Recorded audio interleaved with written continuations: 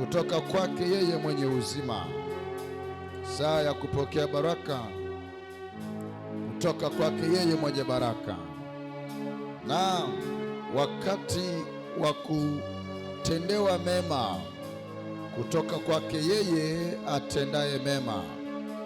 Haijalishi hali gani imeukuta sasa, yuko mtetezi.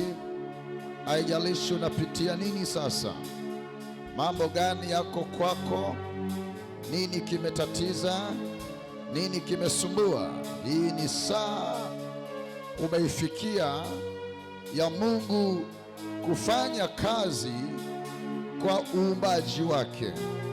Kumbuka, Mungu Mwenyezi muumbaji, sisi tu kazi yake, na hivyo ni wakati Mungu anapitia kazi yake na kuiangalia, iko namna gani, hii hali gani. Hii ni saa ya wewe uliye kazi ya kwake kunyenyekeza kwake yeye aliyekufanya, ili aweze kufanya jambo katika mahitaji yako mbalimbali. Popote ulipo duniani, nyenyekea kwa Muumba sasa. Muumba afanye jambo kwenye maisha ya kwako katika jina la Yesu. Ikiwa umesafiri umefika hapa, naam, umesafiri kwa makusudi makamilifu. Ukifika hapa, hakikisha kwamba unakuwa mnufaika wa yale ambayo Mungu amekusudia kuyafanya katika maisha ya wengi mahali hapa.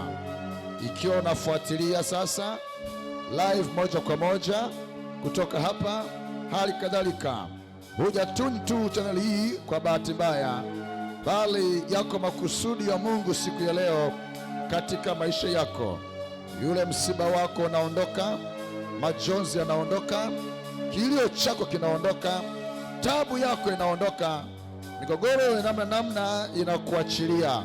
Hujatuni channel hii kwa bahati mbaya, liko kusudi la Bwana katika maisha ya kwako. Utaona uzuri wa Mungu leo, utaona baraka za Mungu leo, utaona uponyaji wake leo, utaona kuhudumiwa na Mungu leo. Nyosha vizuri moyo wako kwake yeye, fanya njia sawa, tengeneza mazingira vizuri, ili neema ya Mungu ianze kutembea kwenye maisha ya kwako, na mkono wa Mungu aliye hai uanze kuoperate kwa namna ya ajabu katika maisha ya kwako. Huu ndio ule wakati Bwana ameufanya katika jina la Yesu. Asante Mungu wa uzima, asante Mungu wa amani, asante Mungu mkuu, wewe uliyejaa neema na uweza mwingi.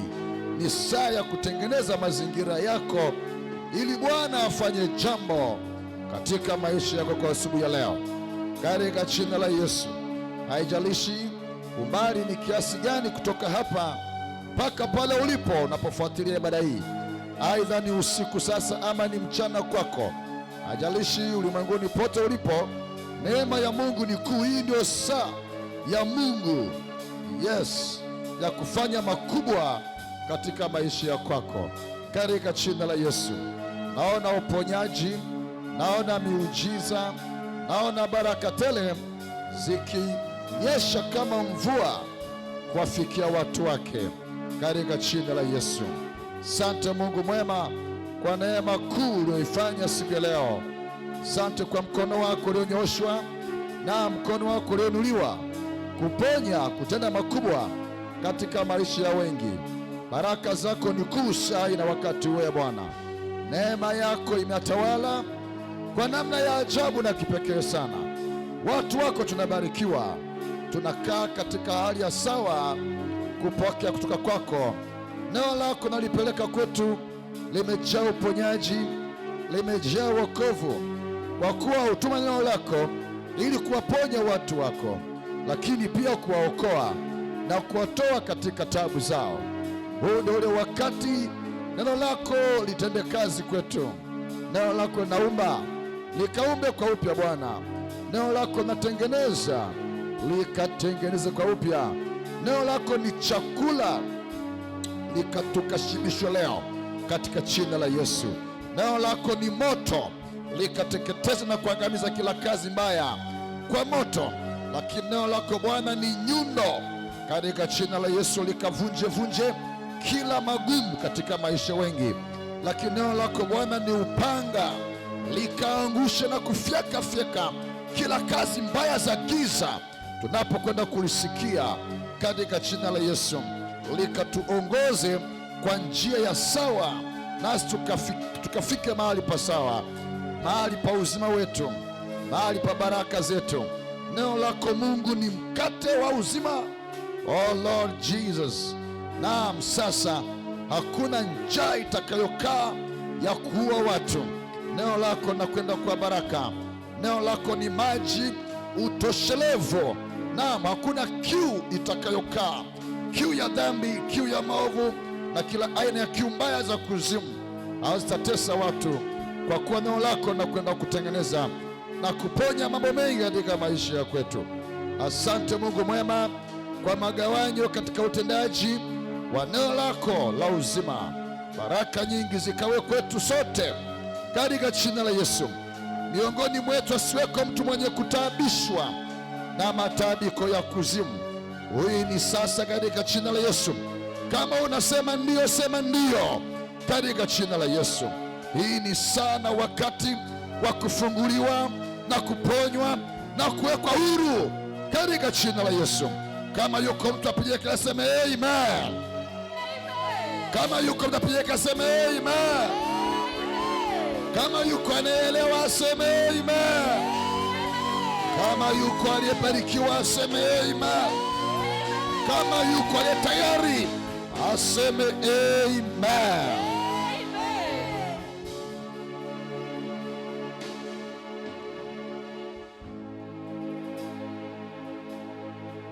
Shangilie Bwana popote ulipo duniani. Mshangilie Bwana popote ulipo duniani. Mshangilie Mwokozi aliye hai popote ulipo duniani. Jaza nafasi ya mbele kwa haraka. Mshangilie Bwana popote ulipo duniani. Jaza nafasi ya mbele kwa haraka. Nimesema katika jina la Yesu, kaa nafasi yako ya mbele, mbele kabisa, mbele za Bwana Mungu Mwenyezi. Ukae wa kwanza kuhudumiwa, ukae wa kwanza kuponywa, ukae wa kwanza kuhudumiwa, ukae wa kwanza kuponywa. Nafikiri nimeeleweka vizuri. Kama yuko asielewa atakuwa ni mjinga katika nchi, na kwa jinsi hiyo mahali pa mjinga ni hatari. Sema katika jina la Yesu. Sema katika jina la Yesu. Mungu angesema, angetaka wenye akili duniani, na kutoka mbinguni Mungu anachungulia aone kama wako wenye akili duniani. Mungu yuko kinyume na wajinga. Mungu yuko kinyume na wapumbavu. Ndio maana anamwambia mpumbavu, hata lini mjinga wewe? Utaacha ujinga wako. Najua ujinga ni matunda ya shetani. Najua ujinga ni matunda ya shetani. Sema nakataa ujinga kwa jina la Yesu. Nakataa ujinga kwa jina la Yesu. Uko ujinga tu usemao ujinga, na ujinga wa kawaida ya kimwili. Nasema huyu ni mjinga. Mnaongea mambo kama hayo, nimesikia mahali pengi. Ni ujinga. Nao ujinga huu wa kawaida ni tatizo. Ni tatizo katika nchi yako Tanzania. Katika mianzo ya uhuru wa nchi yako, muasisi na viongozi wa zama hizo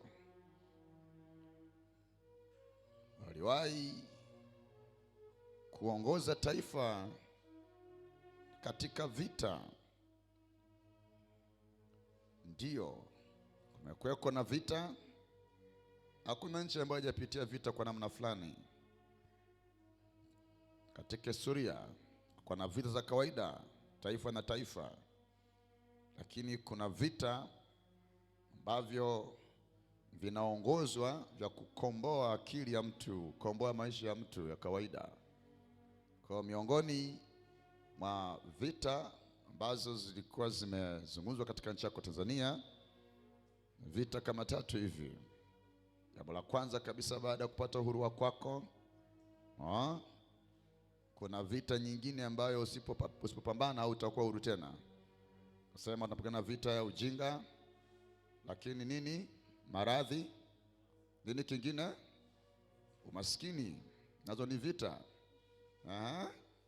Umaskini, magonjwa, pambana vita. Hakuna kubaki umaskini katika nchi.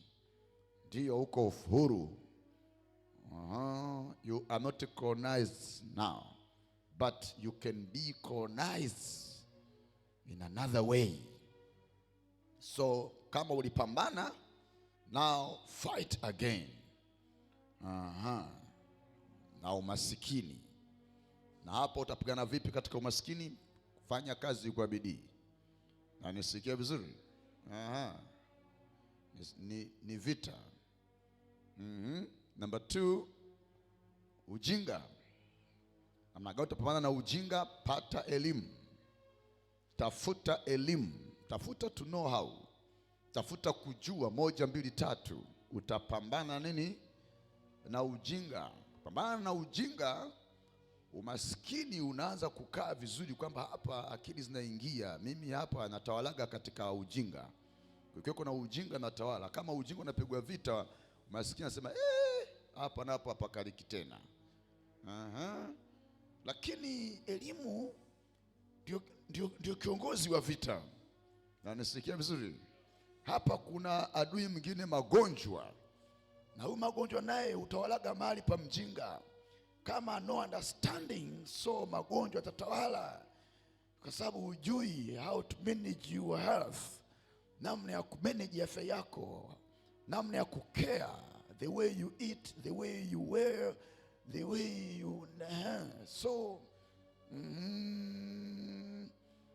mazingira. Pangetaka elimu. Kujikinga na wadudu mbalimbali, bakteria na nini na vitu kama vile pale. Pangetaka. Kwa hiyo elimu ni kamanda wa vita. Na nisikia vizuri. Kwa hiyo ujinga lazima upigwe vita.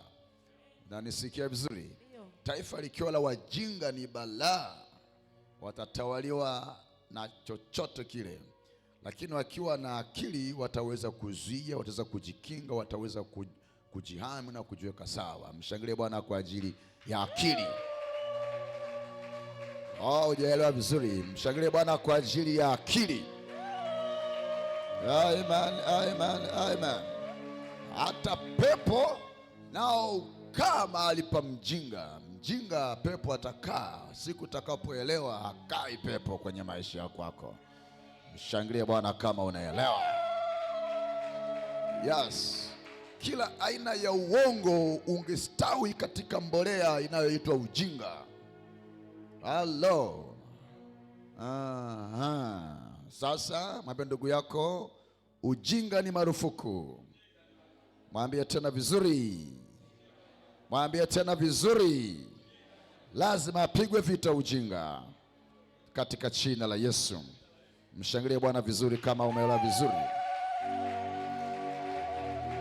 Ndio maana sasa katika maandiko, kutoka mbinguni Mungu anaangalia duniani aone kama yuko mtu mwenye akili, anayemtafuta Bwana, mtu mwenye, lakini asipoonekana anaona ni wajinga watupu, balaa.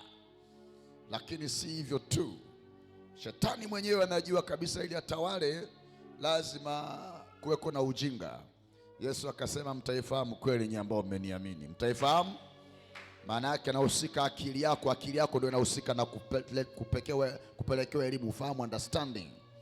Kwa hiyo mtaifahamu kweli. Alafu hiyo kweli itafanya nini?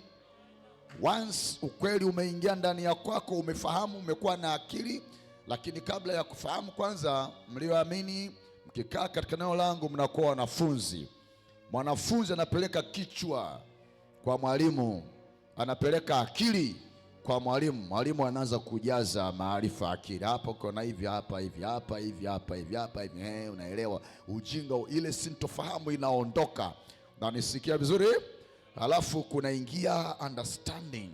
Sasa mmekuwa wanafunzi, mkiwa wanafunzi mnake mnakaa darasani, umepeleka akili yako kwa Bwana Mungu Mwenyezi ili upate maarifa na akili kama hivi leo. Mshangilie Bwana vizuri, kwa sababu ujinga, unapoona elimu inafundishwa unakaa mkao wa kuondoka, maana chumba chake kinaharibiwa, kinabomolewa. Hakuna makao tena ya ujinga hapa, maana elimu anaingia. Ujinga ukikuona umevaa uniform zako, umevaa vitu vyako, unakwenda darasani, ujinga unasema hapa leo sina makao, sina mji tena, unaanza kulia na kutoroka. Amen. Lakini ukiona mmoja amekaa nyumbani, hana mpango wa kusoma, mimi sitaki shule, mimi sitaki darasa, mimi sitaki elimu, yes, watu wangu wanaangamizwa kwa kukosa maarifa, kwa kukosa akili. Mwangamizaji unamwalika mwenyewe aje kutembea nyumbani kwako. Usipige makelele, maana umemwalika mwenyewe. Pata maarifa leo. Pata maarifa leo. Pata maarifa leo. Watu wangu wanaangamizwa kukosa maarifa tu. Adui anawaangamiza kweli kweli. Kwa nini? Wamekataa maarifa. Wamekataa maarifa, wamekaa mahali pa mjinga. Sema nakataa ujinga kwa jina la Yesu. Apendaye mafundisho anapenda maarifa, anayependa elimu, anayependa darasa, anapenda maarifa. Hataonewa kamwe katika jina la Yesu. Haleluya. Kama wako watu wamshangilie Bwana vizuri. Nasema kama wako watu wamshangilie Bwana vizuri. Mshangilie Bwana tena sawa sawa. Angalia. Nimesema pepo yanapenda kukaa mahali pa ujinga. Kwenye mjinga pepo anakaa mastawi hapo. Kwa sababu gani? Baba yao mwenyewe, shetani mwenyewe. Sema shetani huyu kama Mungu wa dunia ameji express like a God now, ameji uplift, amejiinua mwenyewe, ameji exalt yeye mwenyewe kwa kama Mungu na kudanganya watu wa God. You know, alipokuja Yesu wakati fulani, shetani akamwambia iko namna gani, vipi ukitaka kila kitu nipigie magoti niabudu mimi, nisujudu mimi? Who are you now? I'm a God by the way. Yesu akamwambia imeandikwa, Mungu peke yake msujudie. Maana yake alikuwa anataka tu nafasi ya Mungu yeye. So amejifanya kuwa Mungu. Mwenye akili hatakubali, mwenye akili ataelewa. Mwenye akasema haiwezekani, ni Mungu peke yake anastahili magoti yangu, sio wewe. Kwa nini? Kuna akili. Akamwambia imeandikwa somewhere. I know somewhere imeandikwa. Umejuaje imeandikwa? Nilisoma, nilienda darasani, nilipata akili. Naomba mwenzako nenda darasani haraka sana. Darasani upesi mno. Mambo yake kusumbua darasa haraka. Maisha huko kwa darasani. Ndoa ikisumbua ingia darasani chapu. Acha mambo ya ajabu. Biashara imekwama darasani. Umesikia vizuri? Mambo yaendi wapi? Class faster. Yaani haraka sana, usipige makelele mimi Mungu mwe. No, Mungu mwe. Shule iko wapi? Tafuta darasa haraka. Choma ndani. Pata maarifa. Ukitoka hapo pepo wote wanakuogopa. Majini wanakuogopa. Umaskini unakuogopa. Magonjwa yanakuogopa. Amen. I wish. Hey. Unakaa wapi wewe? Kama ndugu yako unakaa upande gani? Yo. Mama ndugu yako unakaa upande gani wewe? Sasa uko darasani au uko hapa? Ni shule kwanza. Hakuna muujiza bila shule hapa. Utapoteza hapo kidogo mbele. Vipi? Mambo zako shule kwanza. Hakuna baraka bila shule. Mungu nibariki hivyo.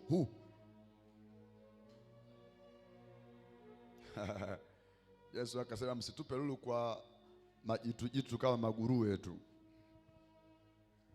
Tupa lulu, tupa vitu vizuri kwa tapoteza kesho asubuhi. Hatukupi bwana. Muujiza hatukupi. Kwanza elimu. Amen. Mambo kwanza shule.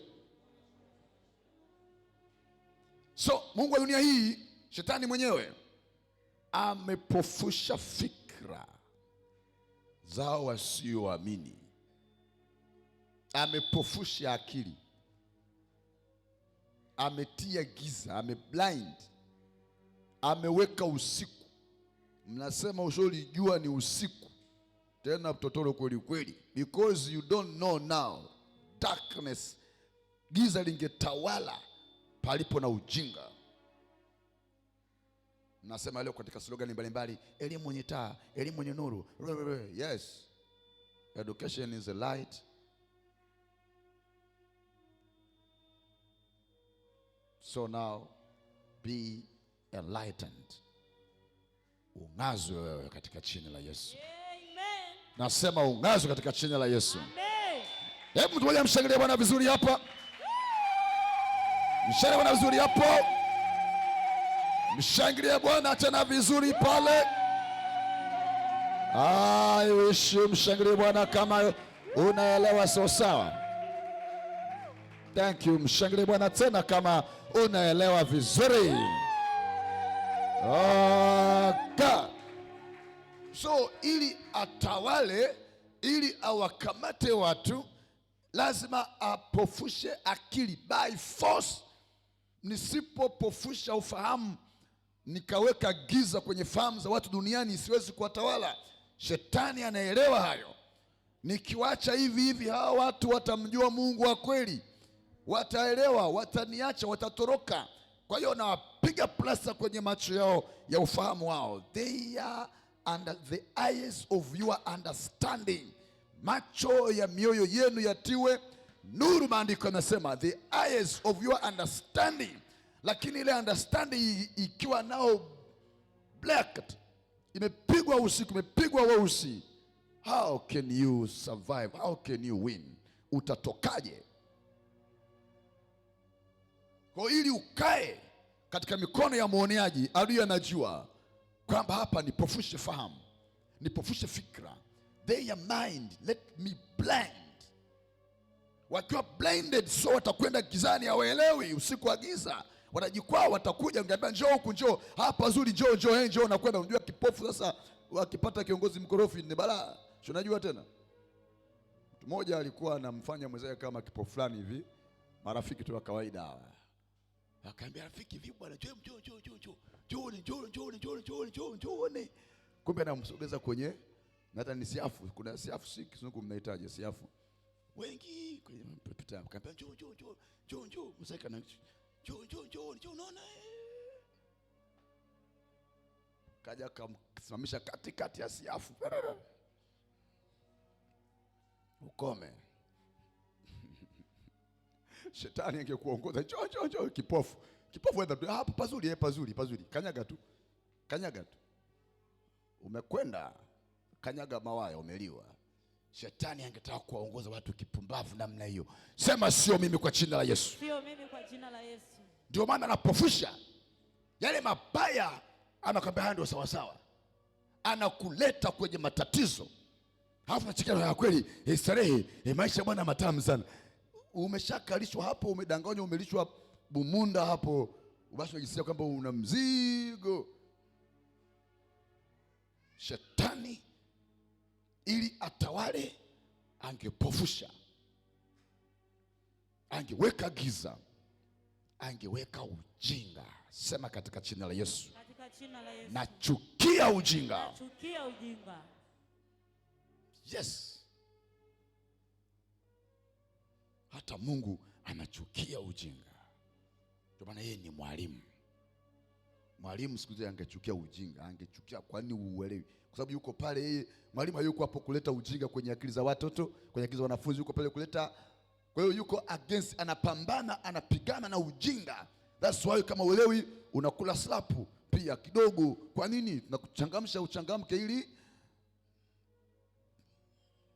tunavita na ujinga. Hello. Shetani ana akili, alafu ujinga umefichwa kwenye akili ya mtoto. Maana lazima ujinga umefichwa kwenye akili. Kwa hiyo fimbo ya adhabu itamuokoa na ule ujinga. Yaani Ibilisi ameamua kupenyeza, kuficha kwa watoto ujinga, na uweka kwamba hii ni akiba, ngoja ukue. Sema kwa jina la Yesu. Kwa jina la Yesu. Kuna wengine wetu hapa tulifungiwa ujinga tangu zamani, sasa leo unatusumbua hapa.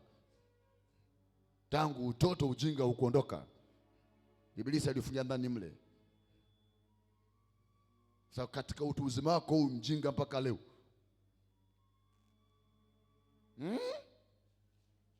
Sema ni makosa kabisa. Makosa kabisa. Zama za maarifa zimekuja. Zama za maarifa Matupilia mbali ujinga. Tupilia mbali ujinga. Katika jina la Yesu. Katika jina la Yesu. Mshangilie Bwana Mungu tena vizuri. Okay. Kwa hiyo ujinga Mungu anachukia. Sawa eh? Sawa watu wa Mungu? Kwa hiyo Mungu angechukia ujinga, angetaka watu wote wenye akili waelewe, waponywe, wabarikiwe, walindwe, wawe salama, lakini ujinga ni kizuizi. So Mungu angechukia, na Mungu anapeleka maarifa kwetu sasa. Amen, amen. Kumcha Mungu ni chanzo cha maarifa, ni chanzo cha akili, lakini kukaa nje na Mungu, maana umekaa kwa shetani, huko ni upumbavu, ni ujinga na ni akili mbovu. Lakini kumcha Mungu, chagua kumcha Mungu leo katika jina la Yesu. Amen. I'm telling you, chagua kumcha Mungu leo katika jina la Yesu. Mwambie ndugu yako barikiwa na Bwana sana. Kwa hiyo kuna ujinga wa kawaida wa kimwili huu hapa, lakini kuna ujinga mwingine wa rohoni sasa. Halo? Ujinga wapi? Shetani naye amehifadhi ujinga wake huko. Yaani kuna ujinga mbaya sana wa rohoni. Kama vile unaona katika dunia ya kawaida hii, bidii nyingi ya kuweka mashule, vyuo, elimu zinakuja mtaani, barabarani, vitabu, nini, ili tu kupambana na ujinga. Yaani unajua elimu imekaa kwenye dunia imekaa kwenye elimu kwa sababu inapambana na nini? Na ujinga. Ni vita kubwa duniani. Sasa kama unavyoona katika ulimwengu wa kawaida, tunapozama katika ulimwengu wa rohoni, nako kunatakiwa vita kupambana na aina fulani za ujinga. Mtu wa Mungu ni hivi, ni ulimwengu unahitaji akili. Halo? Wako hapo wanafanya bidii kutafuta maarifa ya rohoni, akili, ujuzi, uelewa. Bahati mbaya huku kuna wajinga wengi. Nachukia kabisa hiyo katika jina la Yesu. Nakwambia kweli, huku unaweza kuwa profesa hizi, mimi profesa na degree zangu, lakini ni mjinga. Tukija rohoni huku ni mjinga. Una akili pande hii, upande mwingine hamna akili. Si kama unaelewa? Hiyo iko hivyo. Elewa hapa. Unajua kulikuwa na shida moja.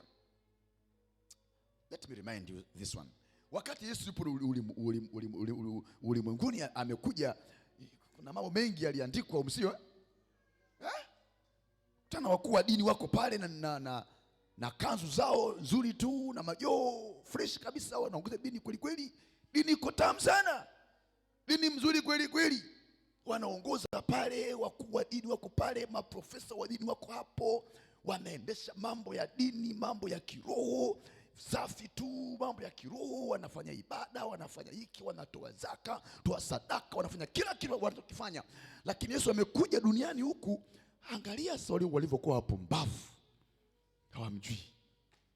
Na wanamsoma Mungu kila siku. Kaambia, "Nyi vipi? Ziko wapi kichwani?" Yesu aliwashangaa sana. Akaambia, "Vipi mmeshindwa kujua haya mambo? Mnaweza kujua nyakati na majira, mkiona hivi mwasema hivi, mweza kutabiri. Me why? Kwa nini lakini kila siku wako hapo, wako mle na dini na waheshimu, jamii na waheshimu kwamba ni wakuu wetu wa dini hawa, lakini wakija kwenye nyanja za kiroho, to know things in the spirit, kujua mambo majira na nyakati ya kimungu, kujua taratibu za Mungu za wokovu, hiyo wajinga." Yaani sisi kusema wajinga kwa sababu hakuna neno lingine, ni wajinga. Hawaelewi, hawajui. Mali pengine akawaambia, "Sasa nyinyi mmekuwa ajabu. Yaani ninyi mwachunguza maandiko, mwasani kwamba mna uzima humo ndani."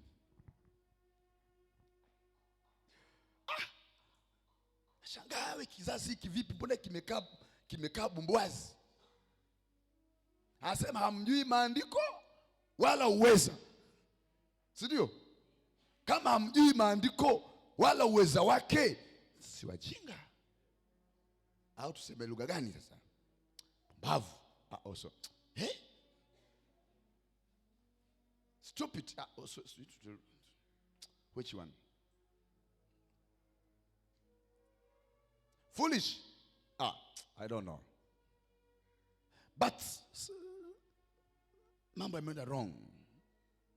You people, unaweza kuwa na elimu yote ya dunia ya sasa hivi lakini ukawa mjinga somewhere. I know everything and nothing else. Tukija huku shetani anakulamba tukilezi tuambia njoo. Unaenda mwenyewe kama yani yani huko umekaa mbani jinga unaangalia unakuja bwana anakuja hilo jamaa. Yani sasa huku ni kugumu, ni kubaya. Nyanja hii imevamiwa na wajinga wengi. Tunapiga vita ujinga huo katika jina la Yesu. You know why? That's why Jesus anapotutuma hivi anasema mkawafanye kuwa wanafunzi. You know? Emreli ulimwenguni mote mkafanye mataifa yote kwa nini? Jambo la kwanza, shule ujinga. Ujinga umekaa. So go ye make disciples, make my disciples. Nataka wanafunzi. So tumetumwa kusaka wanafunzi. Tukizungumzia ishu wanafunzi, maana yake tuna vita na ujinga. Tunapambana na sintofahamu. Kwa hiyo dunia imepigwa ujinga wa rohoni kabisa, totally. Ndio maana kumekuwa na giza. Dunia imejawa na giza nene. Elimu ije, mwangaza uje sasa. So kawafanyeni watu kuwa wanafunzi. Kwa wanafunzi waanze kuingiziwa akili ya rohoni. Sema katika jina la Yesu. Sema na katika jina la Yesu. Ewe giza, umetesa dunia, umetesa maisha, umetesa katika roho. Ninakushinda leo kwa jina la Yesu. Ndugu zangu, huu ni ukweli.